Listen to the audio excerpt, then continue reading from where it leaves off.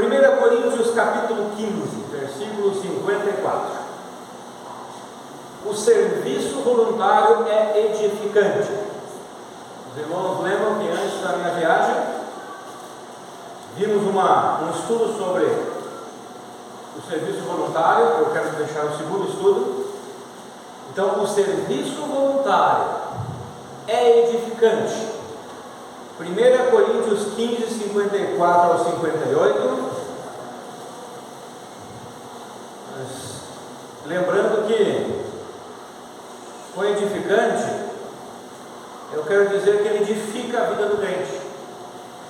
E também eu quero dizer, nesse estudo aqui, que o serviço voluntário ajuda a curar feridas. O serviço voluntário, ele ajuda as pessoas que estão no desânimo e desencorajadas. Faça um teste. Experimente ser voluntário na igreja local, que é o meu foco aqui. Então, versículo 54. No momento em que este corpo perecível se revestir de incorruptibilidade, e o que é mortal for revestido de imortalidade, então se cumprirá a palavra que está escrita: devorada, pois, foi a morte pela vitória. Onde está, ó morte, a tua vitória? Onde está, ó morte, o teu aguilhão? Porquanto o aguilhão da morte é o pecado, e o poder do pecado é a lei. Contudo, graças a Deus que nos dá a vitória por intermédio de nosso Senhor Jesus Cristo.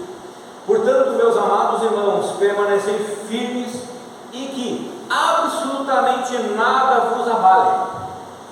Dedicai-vos dia após dia à obra do Senhor, plenamente conscientes de que no Senhor todo o vosso trabalho jamais será improdutivo.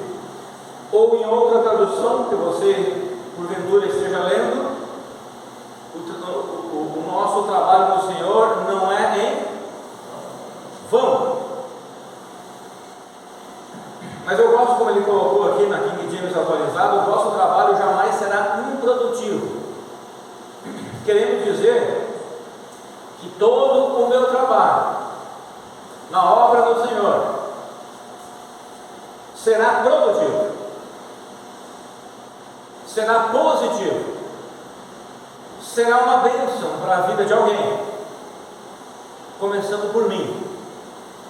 Será edificante, edificará a minha vida e a vida de outros. Pode levar o evangelho de salvação a outras pessoas. Pode ajudar uma pessoa que está passando por alguma dificuldade espiritual, algum desânimo, alguma fraqueza. Pode ajudar até mesmo com questões materiais. Uma igreja toda reunida aos domingos, louvando ao Senhor, juntos, um dá ânimo para o outro, um dá forças para o outro. Então a sua presença é importante. Quando ouvimos a palavra do Senhor e quando temos comunhão uns com os outros, pela palavra do Senhor, isso também ajuda uns aos outros. Então o serviço voluntário, ele é edificante. Um dia todos os filhos de Deus serão transformados. O texto diz isso. Teremos um corpo incorruptível. Ou seja, sabe aqueles desejos que você tem de pecar e que às vezes você cede? Você não cederá mais. Sabe por quê? Porque nem vontade você terá mais, nem desejo você terá mais. Não terá, não existirá mais isso. Mas agora existe. Eles estão lá, na minha vida e na sua. E o que fazer com eles? Lutar contra eles. Não podemos nos entregar.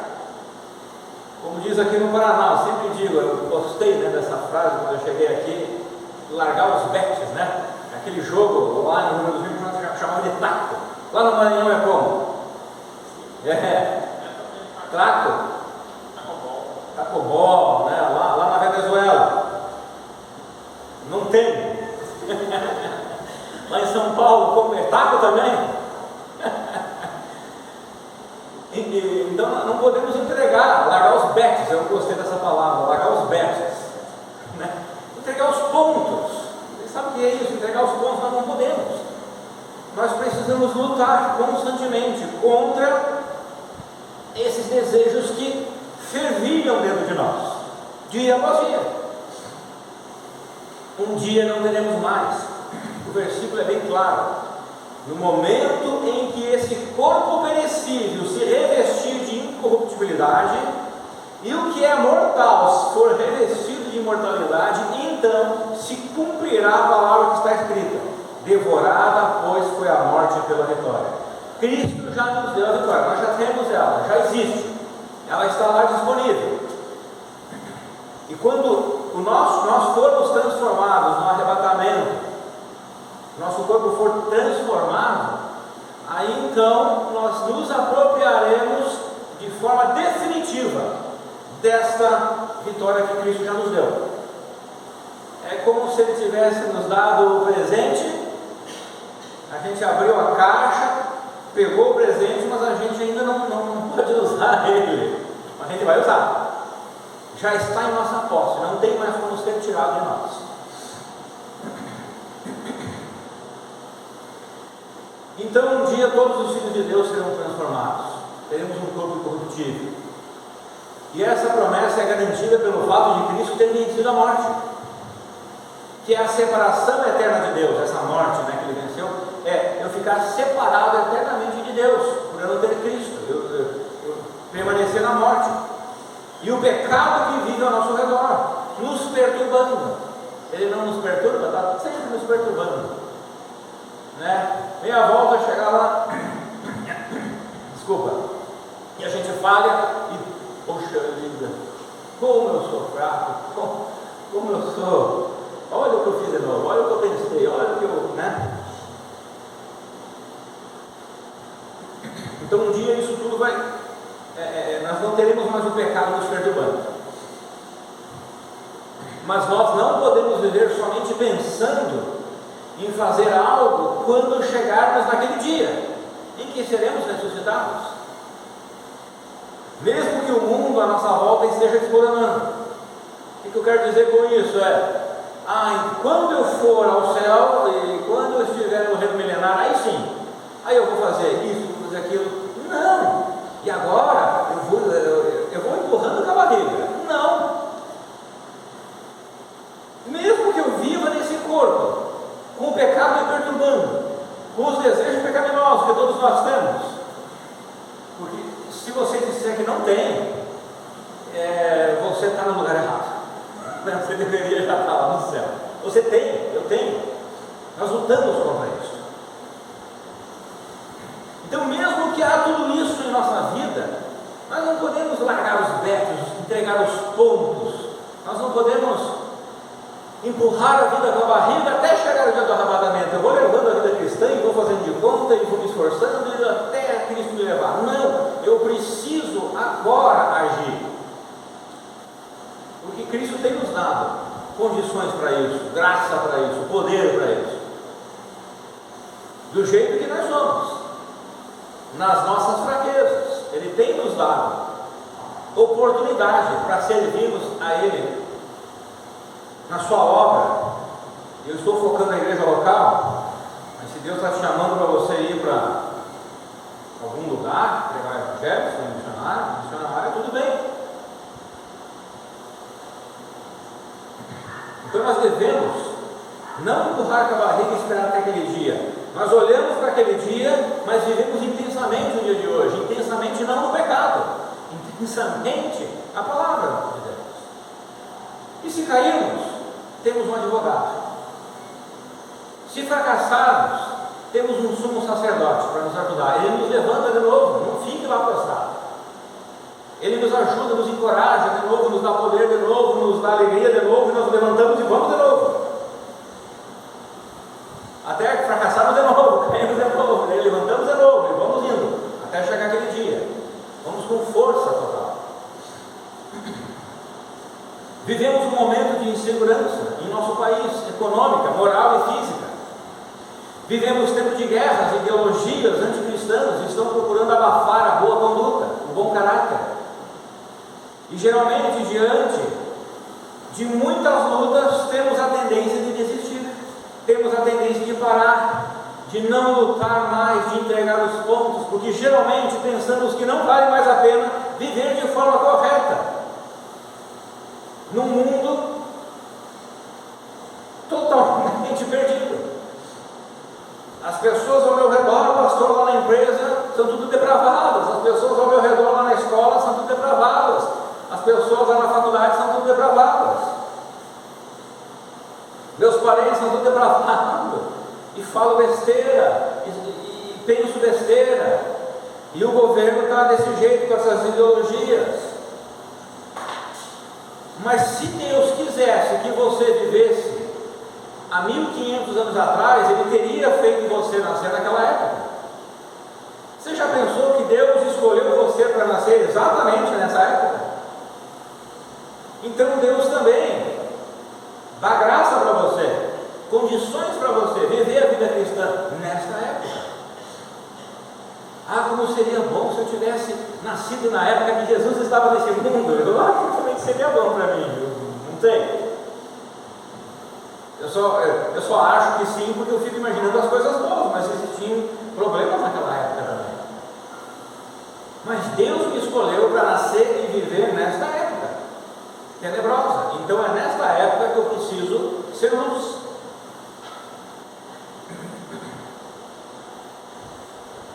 Então eu preciso viver o Evangelho, produzir para Cristo, ler a Bíblia, orar, pregar o Evangelho, se esforçar em viver em honestidade e fidelidade a Deus. E independente da situação, Deus está no controle de tudo. Deus, Ele não perdeu as rédeas. Deus, Ele continua na direção do navio, do avião, do barco, do carro. Ele está na direção, Ele nunca perde a direção. Ele sabe exatamente tudo o que está acontecendo à nossa volta, à sua volta, ao seu redor, os seus sofrimentos, as suas angústias. Ele conhece tudo o que você tem passado, melhor do que qualquer outro ser humano. Ele conhece, Ele passou por tudo, e Ele é Deus, onipotente, onipresente e onisciente, conhecedor de tudo. E Ele se compadece com nossas dificuldades. Ele vê que nós estamos sofrendo nesse mundo depravado, Ele enxerga isso. Ele não é um Deus malvado. Viu lá o Rafael, aquele pecador que vive pecando contra mim, bem feito, está sofrendo no mundo desse povo, depravado. Não é assim que Deus pensa. Ele sabe, mesmo que eu seja um pecador que vive pecando contra Ele, ainda assim Ele tem misericórdia de mim, ainda assim Ele tem compaixão de mim, ainda assim Ele sabe das minhas dores, do que passa na minha mente, dos meus problemas, das minhas dificuldades, das minhas fraquezas. Ainda assim Ele olha para mim, Ele pensa em mim, Ele me ajuda todo dia. Tudo tem o seu tempo debaixo do sol. Eclesiastes fala isso. E um dia chegará o nosso grande dia de se encontrar com o nosso Senhor. Um dia vai chegar esse dia. Teremos o nosso momento. Hoje o momento é dos ímpios, dos incrédulos. Mas chegará o nosso momento, chegará a nossa vez de nos encontrarmos com o nosso Senhor, de estarmos com Ele, e esse mundo todo ser julgado. Então, enquanto esperamos, irmãos, esse momento, devemos servir voluntariamente na obra do Senhor. Enquanto esse grande dia ele está por vir e é iminente, Jesus nos chama para nos levantarmos e continuarmos a caminhada até chegar a nossa vez na fila. Uma hora vai chegar a nossa vez, estamos na fila. E nessa fila aí, os depravados, os ímpios, os que odeiam a Deus estão na nossa frente, estão aí na fila, na nossa frente. Um dia chegará a nossa vez, precisamos apenas esperar, não sair da fila e perder a vez. O verso 58 nos encoraja para que nada venha nos abalar. Muito pelo contrário, apesar das dificuldades, devemos continuar nos dedicando à obra do Senhor diariamente. Veja o verso 58 novamente. Portanto, meus amados irmãos, permanecei firmes e que absolutamente nada vos abale. Dedicai-vos dia após dia à obra do Senhor, e com consciência, plenamente conscientes de que no Senhor todo o vosso trabalho jamais será improdutivo. Então ele diz assim, que nada venha abalar vocês, e que vocês diariamente trabalhem na obra do Senhor, de forma consciente. Que consciência que nós devemos ter quando nós trabalhamos para Deus, na obra dele, ou na igreja local? A consciência de que o meu serviço voluntário não será improdutivo. Haverá produção, terá resultados positivos. Alguém disse que mais cedo ou mais tarde todos têm de decidir onde apostar as suas fichas no grande jogo da vida. Em que você apostou as suas fichas? Em um estilo de vida egoísta ou no modelo de serventia de Jesus? Aonde isso tem levado? Se você não está satisfeito com sua resposta, pegue uma toalha de servo. O servir leva para a produtividade. Então é interessante como ele termina aqui,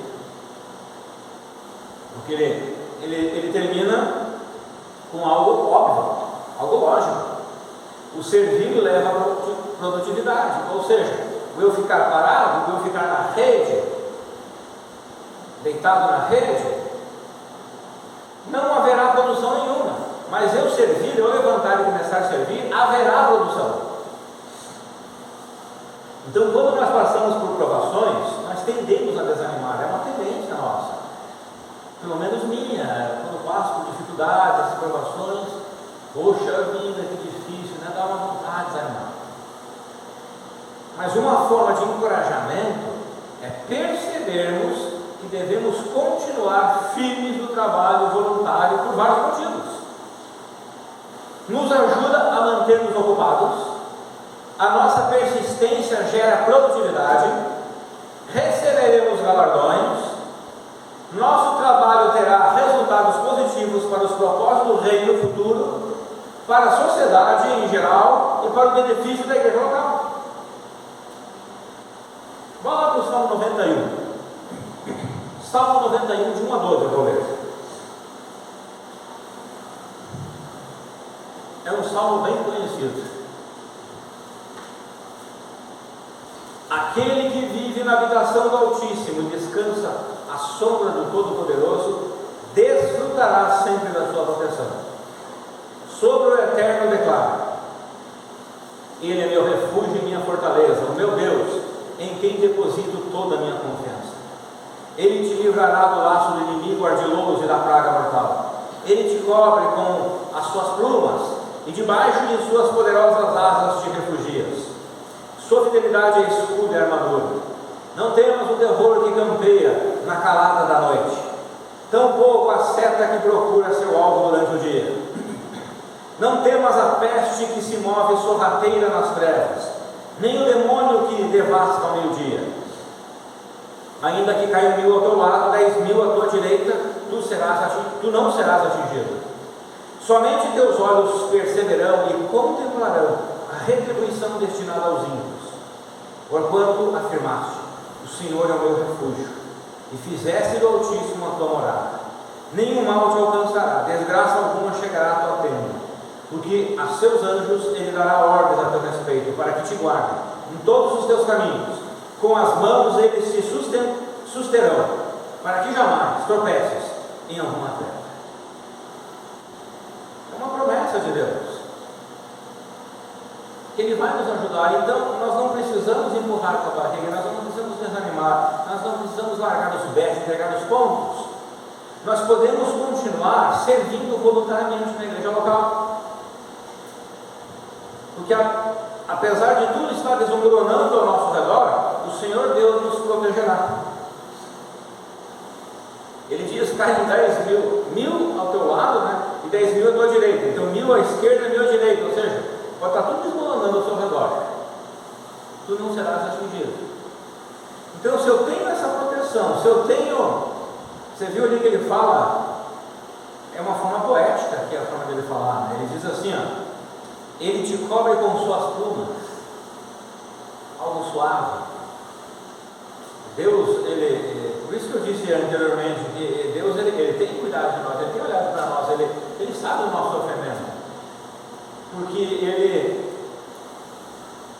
tem cuidado de nós de forma suave, de forma a nos ajudar, a nos confortar, a nos consolar. Mas Ele diz assim, no 8, né? Somente os teus olhos vão perceber e contemplar a retribuição destinada aos ímpios. Então ele diz, ó, que os teus olhos vão perceber os ímpios merecendo o que eles estão cantando. Mas isso só porque você afirmou no teu coração, no versículo 9. O que você afirmou no teu coração? Ah, eu afirmei no meu coração que o Senhor é o meu refúgio. Isso só porque você fizeste do Altíssimo a tua morada. Então tudo isso é porque eu afirmei no meu coração que Deus é meu refúgio e eu fiz de Deus a minha morada. Então, mesmo que há promessas de recompensa para o trabalho voluntário,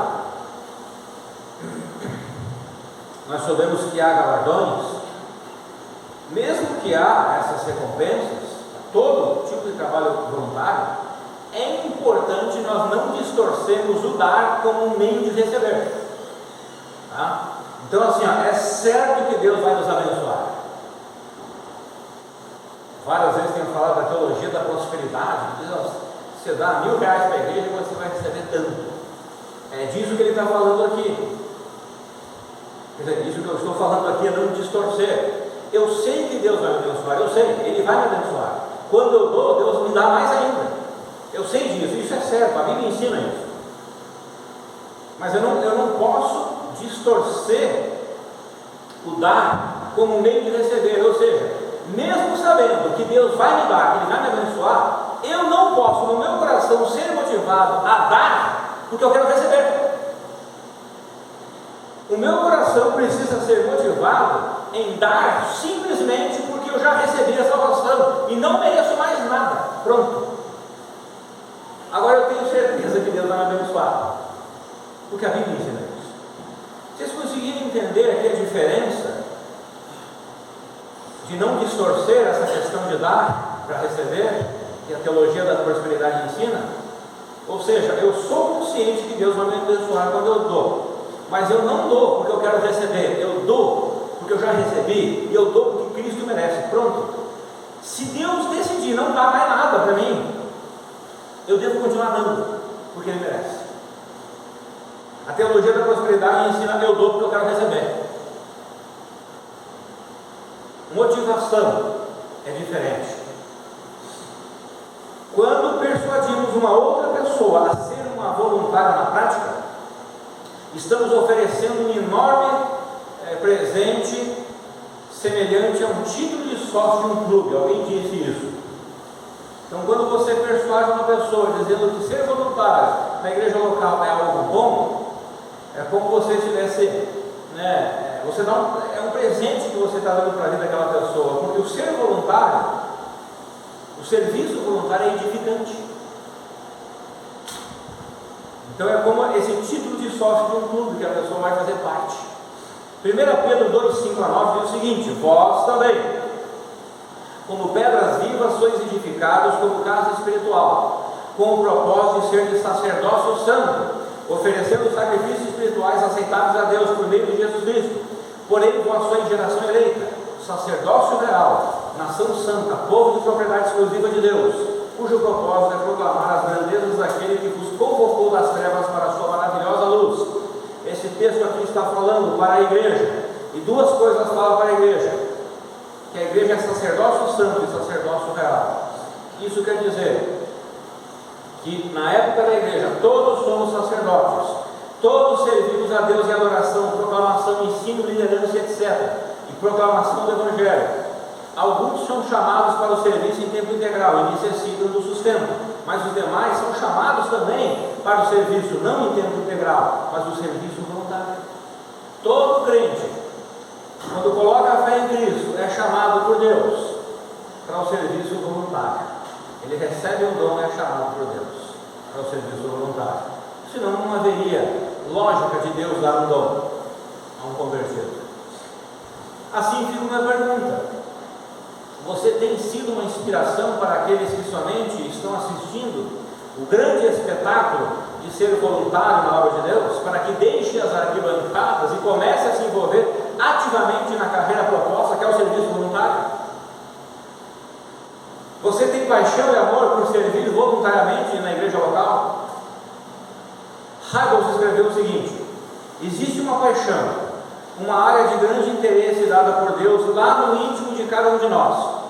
Um dos objetivos da experiência de um voluntário é descobrir essa paixão. Associar nosso dom espiritual a uma área de paixão é a chave para a maior eficiência e realização do serviço. O que Hybels está dizendo é que o Senhor tem dado dons aos seus filhos para servir na igreja local, mas nós é que somos responsáveis por nos tornarmos apaixonados pelo servir na sua obra. O interesse e a motivação devem vir de decidirmos que isso é importante e prazeroso. O ser voluntário. As pessoas desenvolvem gostos por várias coisas, não é verdade? As pessoas desenvolvem gostos por esportes, uns gostam de futebol, de basquete, de vôlei, de natação e assim por diante. É um gosto que a pessoa desenvolve. A pessoa pode trocar também esse gosto no decorrer da vida. Ela desenvolve isso por vários motivos. Um é, eu vou começar a assistir isso, começar a saber sobre isso, e ela começa a desenvolver o gosto, começa a conversar sobre isso. E por comidas também, por lazeres também, as pessoas desenvolvem gostos por certas comidas, certos tipos de lazeres. E elas escolhem o que escolhem porque pensam que aquilo lhes trará prazer e fará bem a elas, não é verdade? As pessoas escolhem o que elas escolhem porque elas pensam: isso vai fazer bem para mim, vai me trazer prazer. Isto, irmãos, é a prova de que você pode fazer do serviço voluntário uma bênção para a sua vida e da sua igreja local. Você decidirá se servir a Deus voluntariamente na igreja local lhe trará felicidade, alegria e prazer, ou se isso lhe será um peso. Você decidirá se isso fará bem para você se envolver com o voluntariado na igreja local. Você pode perceber que o seu desgosto ou o seu desprazer no trabalho voluntário na igreja local é uma decisão sua de pensar que isso não é bom para a sua vida. E eu tenho ouvido testemunhos maravilhosos de irmãos que têm sido abençoados no voluntariado. E tenho visto a vida seca e extremamente insensível de crentes que têm decidido não se envolver em nada com a voluntariedade na igreja local, na obra de Deus. Então, da mesma forma que eu crio gosto por comida ou esporte ou algum lazer, e o gosto que eu crio por aquilo é pensando que aquilo vai me trazer prazer e vai fazer bem para mim, eu também posso criar gosto pelo serviço voluntário e eu que vou decidir se o serviço voluntário vai fazer bem para mim ou mal, se ele vai ser um peso para mim, vai me tirar mais tempo, ou se ele vai ser uma bênção para mim. Eu que decido isso.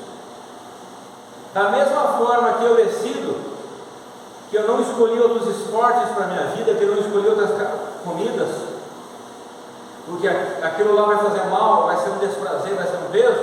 Da mesma forma, eu posso também dizer para mim mesmo que o serviço voluntário será um desgosto, um peso, um desprazer para a minha vida, ou um prazer, e vai me edificar. Alguém disse que há muita energia para o trabalho voluntário em sua igreja, porque suas forças são alimentadas pela paixão de servir. E Hybels, ele complementa da seguinte maneira: quando você serve em uma área de paixão, ninguém precisa animá-lo para que você continue envolvido. Não é assim?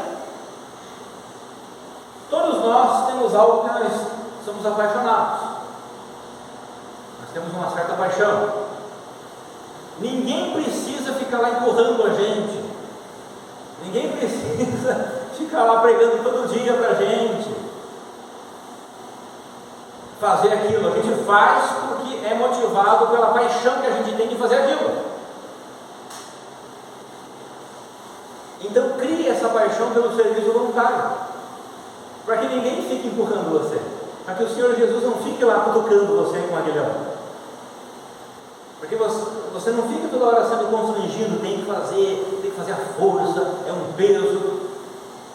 Crie paixão pela sua igreja local, crie paixão pela obra de Deus, pelas coisas do Senhor,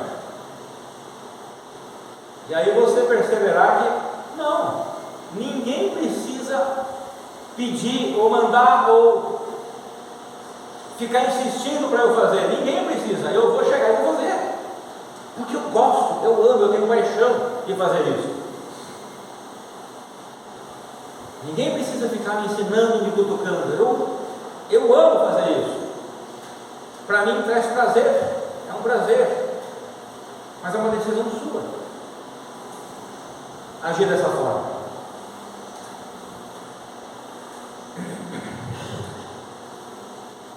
Então, quando você serve em uma área de paixão, ninguém precisa ficar animando você para que você continue envolvido. Você não consegue fazer outra coisa senão aparecer para o trabalho.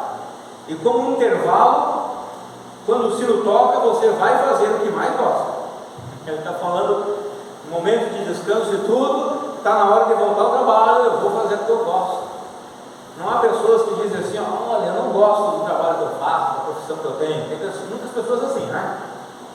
A maioria dos jovens hoje escolhe uma faculdade que vai lhe trazer muito dinheiro e muita desgraça depois, né? E outros não, escolhem aquilo que vai trazer muito prazer para ele. Olha, eu quero isso porque eu tenho prazer, eu gosto de fazer isso.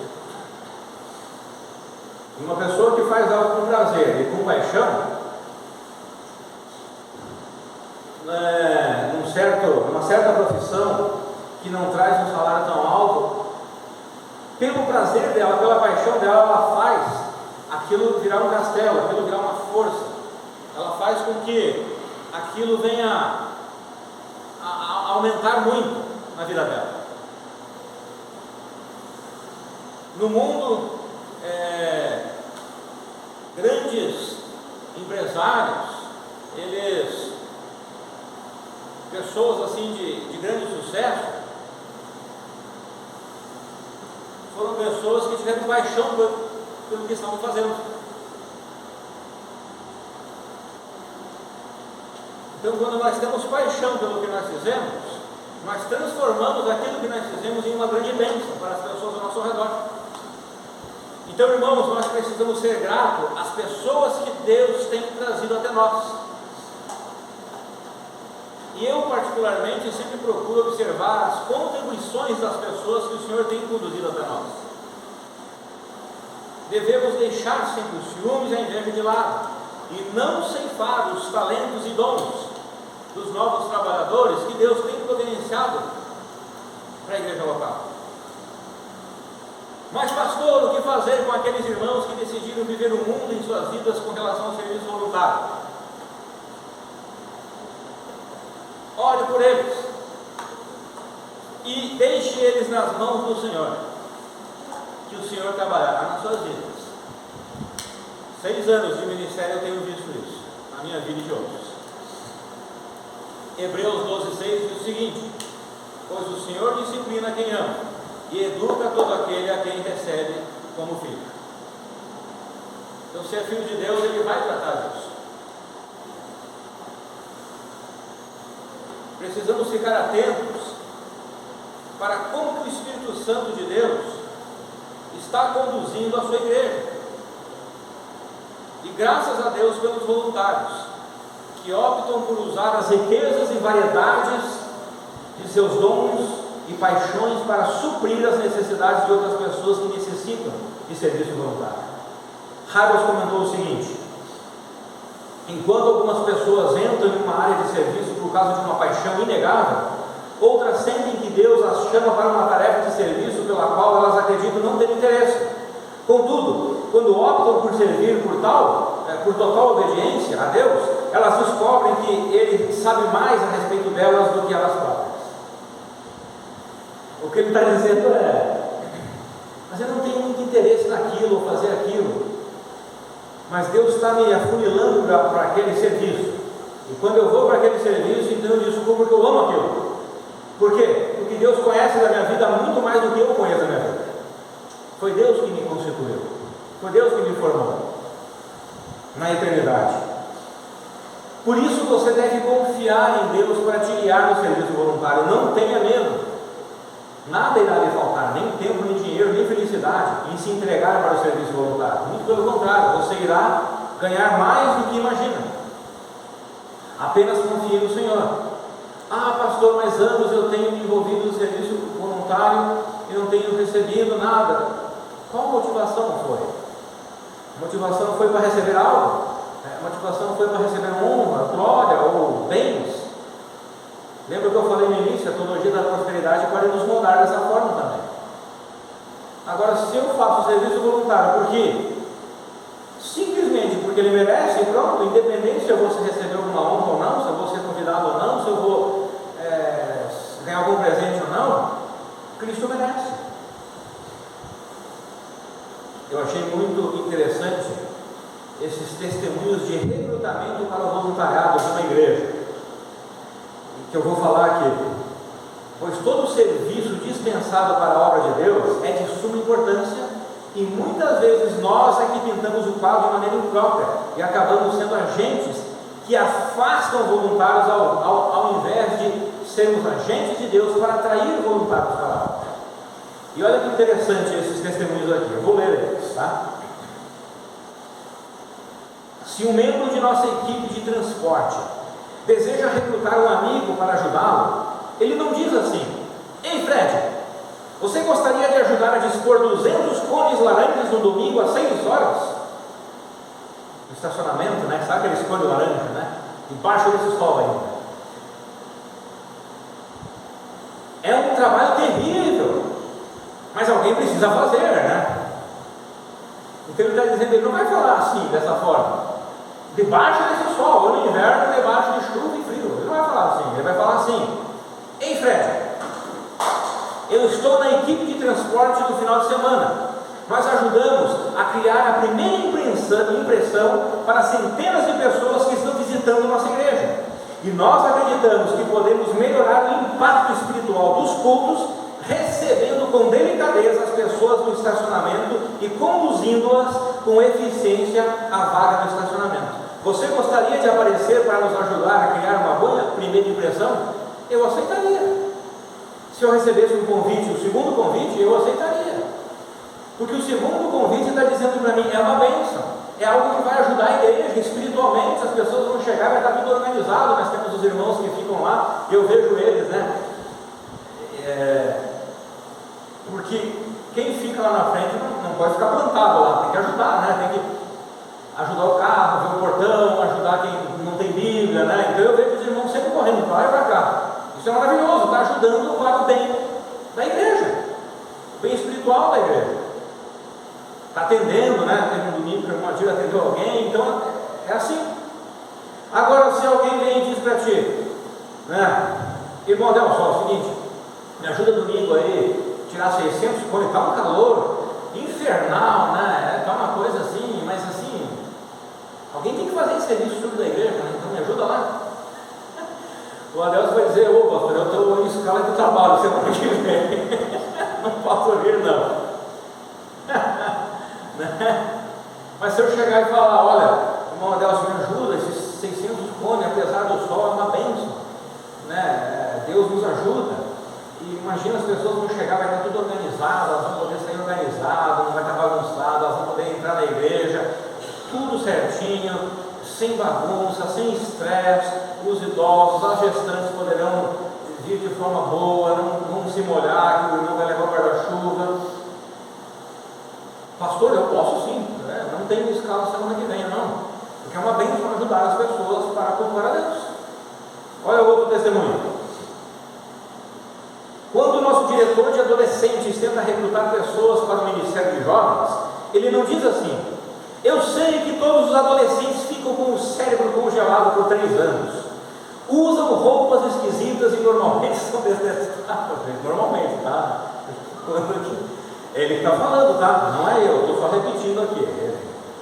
Mas eles precisam de um adulto para supervisioná-los. Por isso você engoliria o medo e me daria uma ajudinha?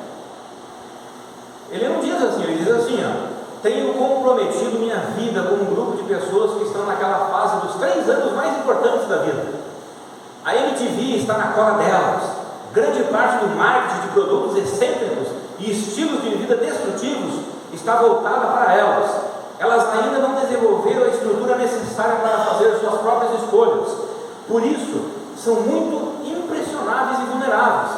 Se você quiser causar um grande impacto em crianças vulneráveis, cujo futuro depende das decisões que elas tomam hoje, se você realmente quiser fazer diferença com sua vida, então junte-se ao nosso Ministério de Jovens e Adolescentes.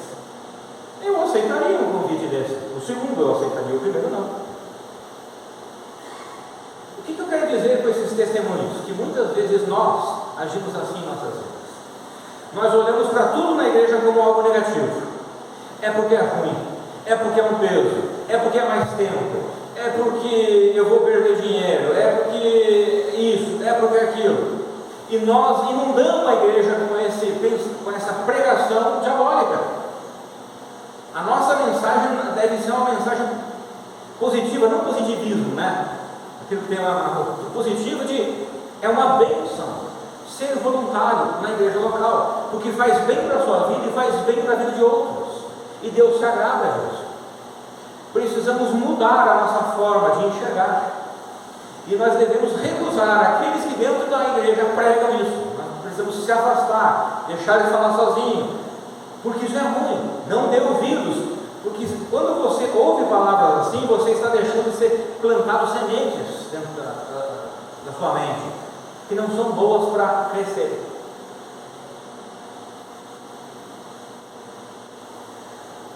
E eu sei que muitas pessoas, muitas vezes crentes, são abusados e maltratados e até magoados no serviço voluntário. Isso acontece pela falta de sensibilidade daqueles que estão à frente. As pessoas já chegaram a mim com isso, eu já sofri isso mesmo. Mas nós não precisamos ser assim. Nós não precisamos pregar em nossa igreja essa forma negativa do voluntariado que é feito em outros locais. Nós podemos pregar e viver a forma boa do voluntariado, a forma que abençoa, a forma que não é um peso, a forma que vai ajudar. O maior problema não está nas dificuldades dos serviços que precisam ser realizados, está na maneira que encaramos eles, na visão que temos deles. Eu posso ver o serviço na igreja local como um peso e um desprazer, ou eu posso ver o mesmo serviço de forma diferente, como uma oportunidade de ser abençoado e de abençoar outras pessoas. Então, irmãos, a questão está comigo, não está com os outros, não está com as coisas. Eu sou o responsável pelo que eu escolho e, consequentemente, eu serei o culpado por tais escolhas. Então, servir no voluntariado da igreja local deveria ser uma regra bíblica, um mandamento. Jesus ensinou que a serventia não tem a ver com dar o melhor de si por algum tempo e depois perder o interesse, ou servir com total entrega por alguns anos e depois dar um basta. Servir é o principal chamado de nossas vidas. Entretanto, trabalhar regularmente como voluntário na igreja é algo difícil. Trabalhar regularmente. Muitas vezes nós encontramos em todas as igrejas pessoas que se levantam e dão tudo por algum tempo e depois acaba-se, não tem mais. Agora, trabalhar regularmente como voluntário é algo muito difícil. A maioria desiste por várias razões. Umas eu citei agora, que foram usadas, mas existem outras razões. Então nós precisamos entender e buscar o que sustenta a força de um voluntário a longo prazo, até a volta de Cristo, até quando as coisas ao nosso redor estão desmoronando. Isto é, decidir se apaixonar pelo serviço voluntário, se alinhar com o dom ou os dons que o Senhor tem lhe dado para a edificação da igreja local e servir dentro das oportunidades e necessidades da igreja local e comunidade. Então muitos crentes têm se autodestruído por se decidirem ficar fora desse ministério de voluntariado, porque eles pensam que se dedicarem tempo ao voluntariado se privarão de serem felizes por falta de tempo para eles mesmos. Você sabe qual a diferença entre autonegação e autodestruição?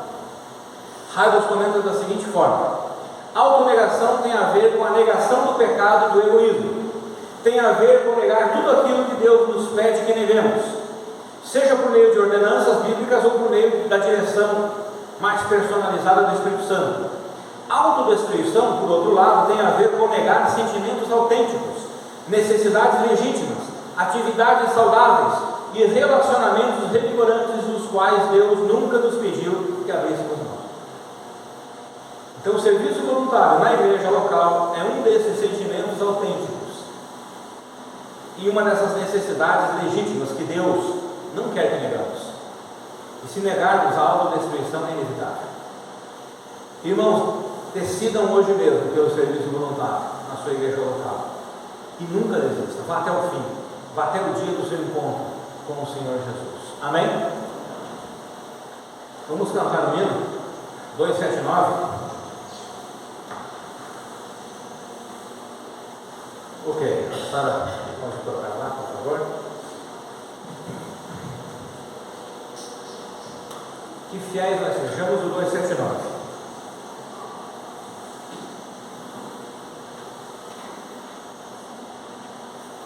E aqueles que podem se colocar de pé, por favor.